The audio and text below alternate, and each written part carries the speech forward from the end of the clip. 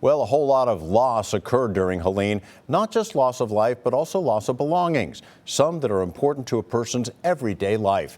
For Ask 13, Madison Smith speaks with a lawyer on how to retrieve all those necessary documents. It's not something you're thinking about while it's occurring, but missing documents can quickly become a huge setback in disaster recovery, which has a News 13 viewer asking. I lost all of my documents like passport and driver's license in Helene. How do I get them all back at the same time?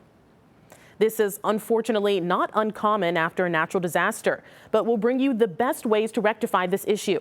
The first thing would be to identify what you have lost and what you need the most. The most immediate and easiest to get would be your driver's license. You can get that at a local DMV, followed by a copy of your previous year's taxes, which will include a lot of relevant information for you. And then it would be best to worry about any cards needed for health services like Medicare and Medicaid. Once you have at least one of those, it's much easier to get the others. They should not need a lot of proof documents to get those reissued.